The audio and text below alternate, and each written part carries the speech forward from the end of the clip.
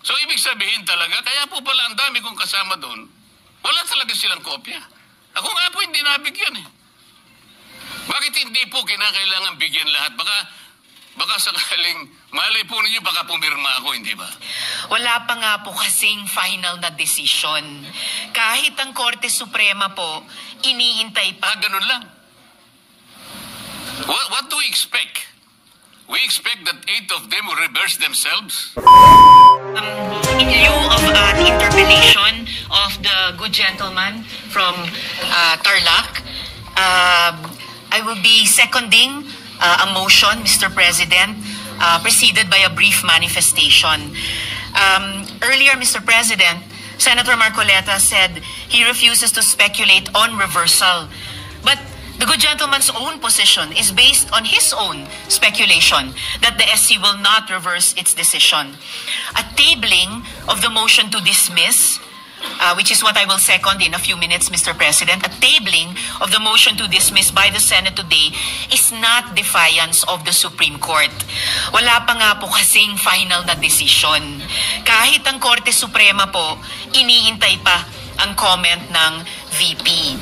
That is why I will be seconding the motion of the minority leader to table the motion to dismiss the impeachment complaint until the decision of the Supreme Court has attained finality. Tama po. We should exercise extraordinary prudence in this matter of transcendental importance. Still, I also wish to take this opportunity to express my thoughts at this crucial moment for our chamber. Mr. President, I agree and I continue to respect the Supreme Court. Hindi po magbabago iyan. But, Mr. President, hindi naman po ibig sabihin ng respeto ay pananahimik. Lalo na kapag inisip natin kung gaano kalaki ang nakataya dito. Magkaiba rin yung rumerespeto at yung bulag. Kaya naman, I will not be choosing silence, nor will I be turning a blind eye in the face of clear and unmistakable injustice. I am encouraged by the words of brave professors of the UP College of Law who in 2010 issued a sharp critique of a Supreme Court decision, Vinuya versus Executive Secretary, which said, the court cannot regain its credibility and maintain its moral authority without ensuring that its own conduct, whether collectively or through its members, is beyond reproach. So, in the context of the SC decision, Duterte versus House of Representatives, I believe we need to shed light on some concerns which former justices and constitutional framers themselves, some of whom are here this afternoon, Mr. President, have underscored. Una, the Supreme Court decision was based on critical factual errors. At binanggit na rin po ito ni Minority Leader. And this has since been pointed out by no less than retired Senior Associate Justice Antonio Carpio. For example, the decision said that the February 5 impeachment complaint was transmitted to the Senate without a plenary vote in the House. A simple check of the records, specifically House Journal number 36, shows that this is false. Walang haka-haka. Those official records are plain for anyone to see. Sabi tuloy ni retired Chief Justice Renato Espuno, na siyang chairman ng Philippine Constitution Association, the Supreme Court was faced with a famine of facts necessary to make a decision invulnerable to constitutional assaults. Pangalawa, actions already taken under a prior and valid interpretation should be recognized as legally effective. Yan naman ay mula kay retired Justice Adolf Ascuna. The House of Representatives was operating under the regime of the legal doctrines in Francisco and Gutierrez, which held that the initiation of impeachment proceedings begins from referral. Kung unconstitutional pala na sundin ang legal doctrines, in the words of Justice Ascuna, that is legally unfair. Paano nga naman unconstitutional kung sinunod lang nila ang patakaran ng mismong Korte Suprema? Dagdag pa po sa isang desisyon nitong 2020 lamang, Madreo versus Byron. Sabi ng Korte na kung may pagbabago sa doktrina at interpretasyon ng batas, dapat prospective ang aplikasyon nito. At ang pangatlo at huling punto, mistulang nadagdagan ang requirements sa proseso ng impeachment na hindi naman nakasaad sa ating saligang batas. These new limitations, Mr. President, are not found in our fundamental law. Wala yan sa konstitusyon at kontra yan sa accountability. One disturbing example, sabi ng desisyon, kailangan daw na isumite na ang bawat ebidensya laban sa opisyales sa pag-file pa lang ng complaint sa House. Dapat ba naka-attach na ang bawat bank slip, public record o testimonya ng witness na ihaharap kahit wala pa silang proteksyon ng Senate Impeachment Court? Ang tanong tuloy ng marami, realistic ba yan? Paano kung ang impeachment ay laban sa mataas na opisyal na kayang-kayang magtago ng ebidensya o manakot ng mga potential witness? Bakit humaba yata ang checklist ng proteksyon para lang sa impeachable officials? Samantalang ang taong bayan na nagtatanong, na naniningil ng pananagutan, sila pa ang pinahirapan. Sila pa ang nadagdagan ang requirements.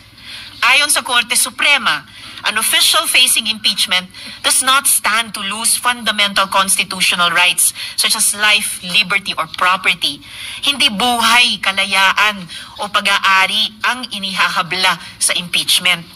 Kung ang usapan naman ay due process, hindi pat ang mismong impeachment trial na nga ang mismong venue para doon. Maririnig ang dalawang panig.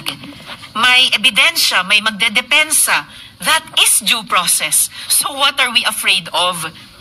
At dahil nandito rin po sa gallery ngayon, Mr. President, ang isa sa mga constitutional commissioners na si Christian Monsod, di lalo po akong confident na mag-take exception sa isang sinabi kanina ng good gentleman mula sa Taguig at Pateros na dapat mahirap ang proseso ng impeachment.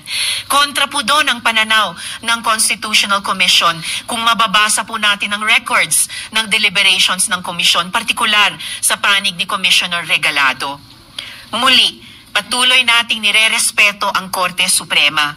Pero pwede mong respetuhin ang isang institusyon habang nagtatanong at pinag-uusapan ang kanyang desisyon. In Firestone Ceramics Inc. versus Court of Appeals, the court conceded that it is not infallible. Should any error of judgment be perceived, sabi nila, it does not blindly adhere to such error.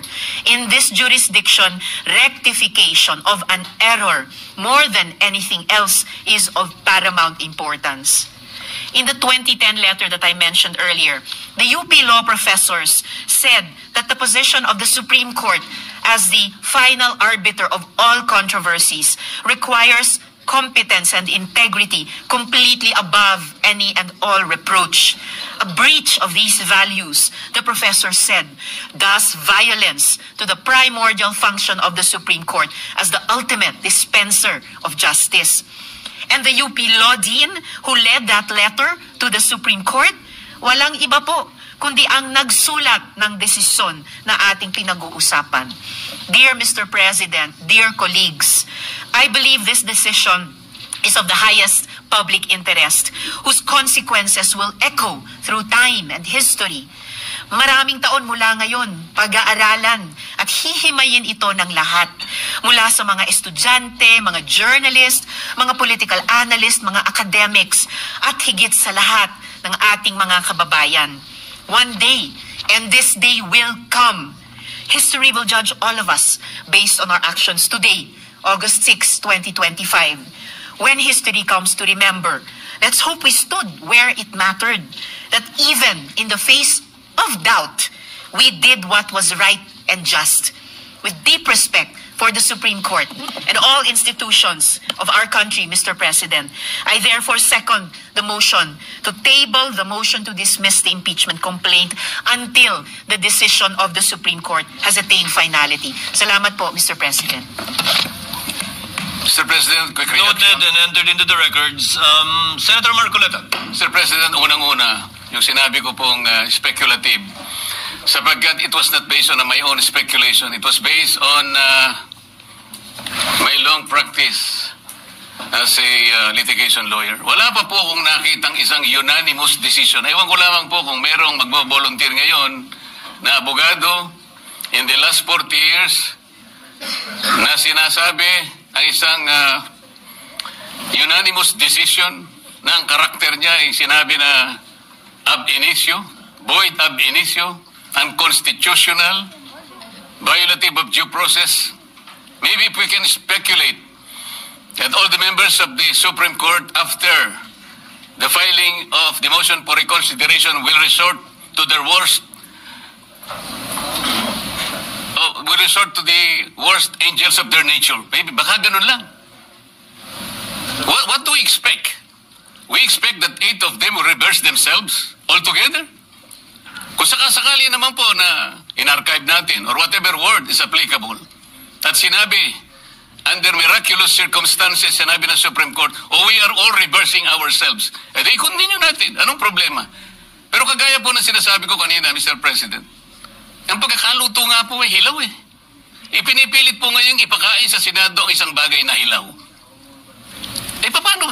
Sinabi po ba ng Supreme Court na wag na kayong mag-impeach? Hindi po. Binigyan po tayo ng guidelines. Alam po ba ninyo kung bakit binigyan na ng guidelines ng Supreme Court kung paano mag-impeach? Kasi po, Mr. President, if you recall, the Supreme Court issued a notice on July 8, 2025, requiring at least 11 information from the House of Representatives and the Senate. The Senate made a manifestation na wala po kaming maibibigay sapagkat lahat po niyan ay makukuha ninyo sa House of Representatives. Alam po ba ninyo na 4 sa hinihingi ng Supreme Court ay nandun po sa puso ng due process? Ano po yung hinihingi? Sinabi lamang po ng Supreme Court, pwede bang ibigay nyo sa amin kung lahat ng miyembro ng House of Representatives ay binigyan ninyo ng kopya at kailan? Pwede bang ibigay nyo sa amin ang timing kung kailan nyo ibinigay at binigyan, kung paano nyo sila binigyan ng pagkakataong mabasa yung impeachment complaint?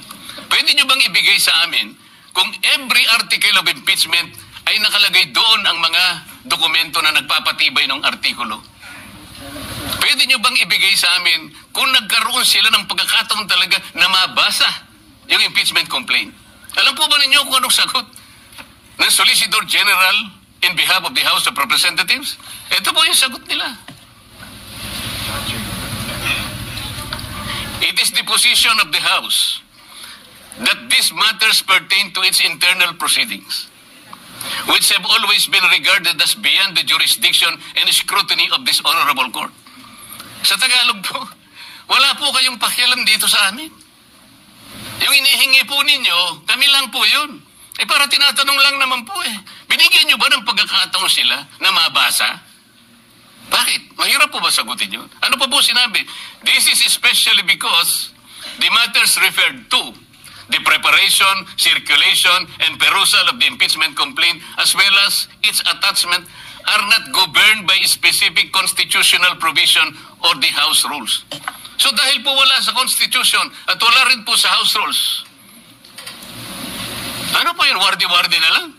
So ibig sabihin talaga, kaya po pala ang dami kong kasama doon, wala talaga silang kopya. Ako nga po hindi nabigyan eh. Bakit hindi po kinakailangan bigyan lahat? Baka sakaling, malay po ninyo, baka pumirma ako, hindi ba? Ito yung tinatanong po ng Korte Suprema. Kaya lang po siya nakapagbigay ng additional guideline sapagkat isip-isipin mong sasabihin sa Korte, wala nang pong masamang tinapay ang Korte. Pwede po malaman namin kung talaga nagkaroon ng pagkakatong mabasa man niya lang, ma-appreciate ang bawat dokumento na nakasalig dyan sa impeachment na yan. Para sa ganon, ay boboto siya sang-ayon sa kanyang sariling kagustuhan. Matibay ang gusto ng Korte Suprema. Gusto niyang makita na lahat ay dumaan sa kayusan. Eh hilaw nga po eh, Mr. President. Kanina ko pa po pinaiintindi, hilaw.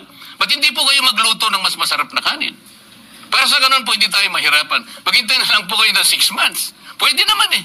Ba't pinipilit po natin isang bagay na hilaw at pinipilit niyong ipakain sa atin? Mr. President. Sabi ko po kanina, Mr. President, I am ready to amend my motion. Kung kinakailangan po, that will be consistent on the respect accorded to the Supreme Court. Kaya lamang po, kailangan nating umaksyon. Sapagkat kagaya po ng nalalaman natin, naghihintay ang taong bayan na kailangan magkaroon po ng closure ito sapagkat kapag ito will be hanging on the balance, baka hindi po mabutihin ang ating mamamayan. Yun lang naman po ang pinakapunto rito, Mr. President.